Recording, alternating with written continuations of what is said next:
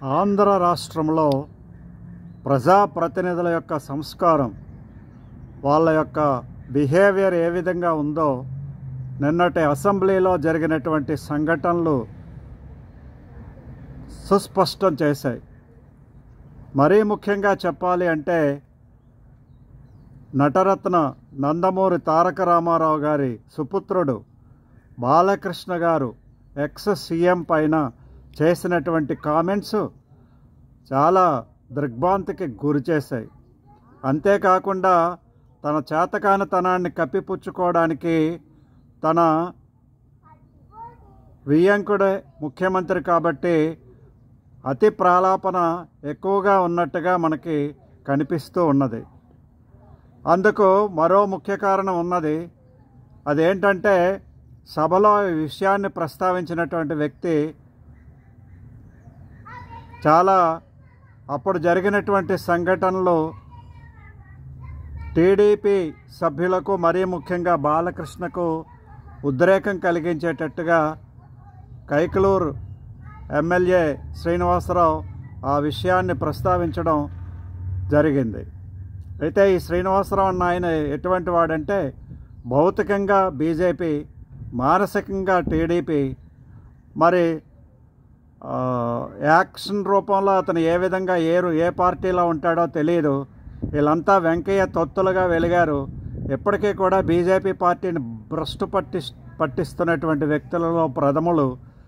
ఇటువంటి వాళ్ళు ఈ సమాచారాన్ని అందించడం, దానికి స్పీకర్ కూడా ఎటువంటి కామెంట్స్ చేయకుండా బాలకృష్ణ మాట్లాడిన దానికి అడ్డు తగలకుండా అతడికి అవకాశం ఇవ్వడం జరిగింది. అయితే బాలకృష్ణ జగన్మోహన్ రెడ్డిని తిట్టాడు, అతడు ఎటువంటి వ్యక్తిత్వం కలిగి ఉన్నాడు అన్న విషయం పక్కన పెట్టినట్లయితే అసలు సభా ప్రాంగణంలో అటువంటి పదజాలాన్ని ఉపయోగించడం మంచిదా? అదొక్కటే ప్రశ్న. ఎంత దుర్మార్గుడు, అతడు ఎటువంటి కార్యాలు చేశాడు జగన్మోహన్ రెడ్డి అనేటువంటిది దాంట్లో నేను అతన్ని ఏ విధంగానూ సపోర్ట్ చేయను. కానీ బాలకృష్ణ బిహేవియరు, అందులోనూ నందమూరి తారక రామారావు ఎక్స్ చీఫ్ మినిస్టర్గా పనిచేసినటువంటి వ్యక్తి కుమారుడిగా ఉండి అటువంటి పరుష పదజాలాన్ని అసెంబ్లీలో ఉపయోగించడం అనేటువంటిది ఎంతవరకు సమంజసం?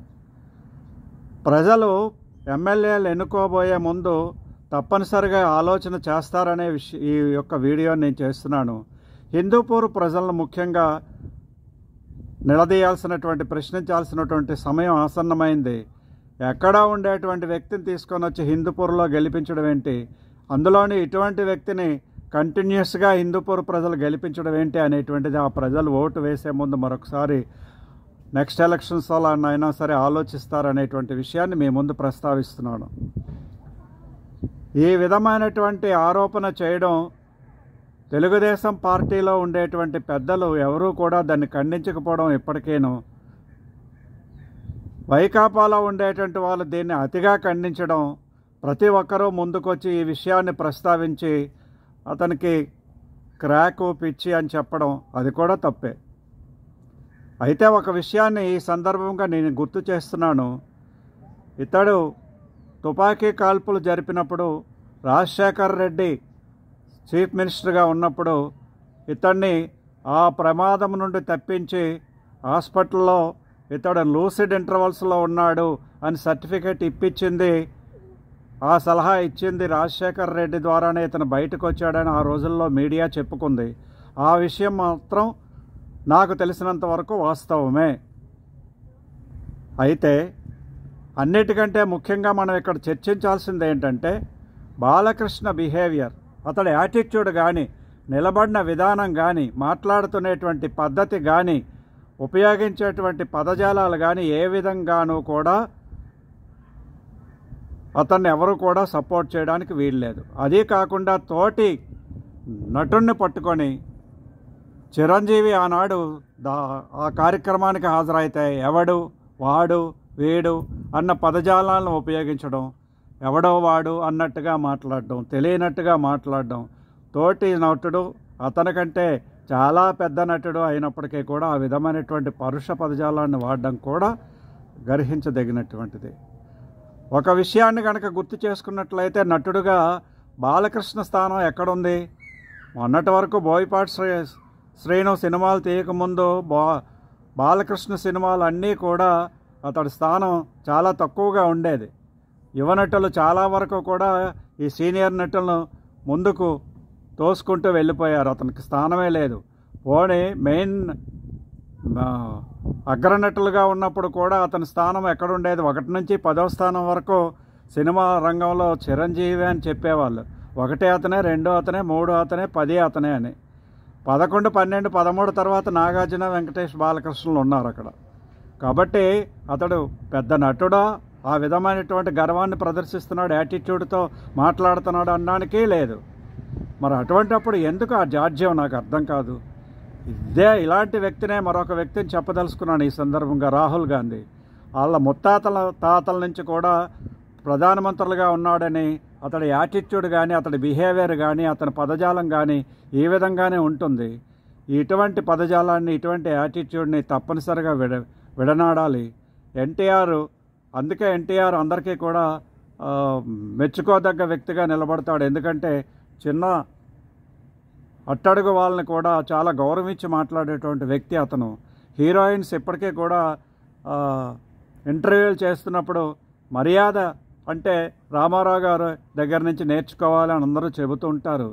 మరి అటువంటి వ్యక్తి నుండి వచ్చినటువంటి, వారసత్వం నుండి వచ్చినటువంటి వ్యక్తి బాలకృష్ణ ఈ విధంగా ప్రవర్తించడం అనేటువంటిది మంచిది కాదు. అది జగన్మోహన్ రెడ్డిని తిట్టాడా, మరొకరిని తిట్టాడా, అటువంటి ఆ తరపు నుంచి అసలు మేము ఆలోచించట్లేదు. ఎవరినైనా తిడుతున్నప్పుడు సద్విమర్శలు చేయాలి. ఆ విధంగా కాకుండా యాటిట్యూడ్తో మాట్లాడడం, గర్వంతో మాట్లాడడం, ఇతను ఒక్కడే గొప్పవాడు, గొప్ప నటుడు అన్నట్టుగా మిగతా నటులను కూడా అవమానించి మాట్లాడడం, మిగతా రాజకీయ నాయకులకు విలువ ఇవ్వకపోవడం. ఇంకొక వ్యక్తిని ఈ సందర్భంగా గుర్తు చేస్తున్నాను. అతని అల్లుడు లోకేష్, అతను కూడా ఈ విధంగానే బిహేవ్ చేస్తున్నాడు. ఈ మధ్య సర్వము తానే అన్నట్టుగా, చంద్రబాబును పక్కన పెడుతున్నట్టుగా మీటింగుల్లో ఏకఛత్రాధిపత్యం చేయడానికి అతడు వ్యవహరిస్తున్న తీరు కూడా ఆంధ్ర రాష్ట్ర ప్రజలు ఎవరికీ నచ్చట్లేదు అనేటువంటి విషయాన్ని ఈ సందర్భంగా నేను గుర్తు చేస్తున్నాను. అదేవిధంగా కంటిన్యూ అయినట్లయితే ఎంతో కాలం తెలుగుదేశం పార్టీ అధికారంలో ఉండదు. మరీ ముఖ్యంగా లోకేష్ కూడా రాజకీయాల్లో ఉండడు ఇతను అల్లుడైనందుకు. బాలకృష్ణ అనేటువంటి వాడు మొత్తము తెలుగుదేశం పార్టీని భ్రష్టు పట్టించే విధంగా ప్రవర్తించాడనే విషయం చెప్పడంలో ఎటువంటి సందేహం లేదు. ప్రతి ఒక్క ప్రజాస్వామ్యవాది దీన్ని తప్పనిసరిగా ఖండించాలి. ఇది వైకాపాని లేదా భారతీయ జనతా పార్టీని మరొక పార్టీకి లబ్ధి చేకూరడం కోసం కాదు. తెలుగుదేశం పార్టీ తప్పిదాలను తప్పనిసరిగా ఎత్తి చూపించినప్పుడే ఇటువంటి యాటిట్యూడ్ ఉండేటువంటి వ్యక్తులు, గర్వంతో విర్రవీగుతున్నటువంటి వ్యక్తులు మరొకసారి ప్రజాప్రతినిధులు కాకుండా మనకు అసెంబ్లీలో ముఖాలు కనబడకుండా ఉంటాయి. హిందూపురం ప్రజలు మరొకసారి గుర్తుపెట్టుకోండి, తప్పనిసరిగా ఇటువంటి వ్యక్తులను అసెంబ్లీకి పంపించొద్దు. ఇటువంటి వ్యక్తుల బిహేవియర్ మీకు ఏ విధంగా నచ్చుతుందో నాకు అర్థం కావట్లేదు. Citizens forum Andhra Pradesh, Telangana organizing సెక్రటరీగా ఆంధ్ర రాష్ట్ర ప్రజలందరికీ కూడా విన్నవిస్తున్నాను. ఇటువంటి వ్యక్తులు, యాటిట్యూడ్ ఉండేటువంటి వ్యక్తులు ఎవరిని కూడా మీరు ప్రోత్సహించకండి. జై హింద్, జై భారత్.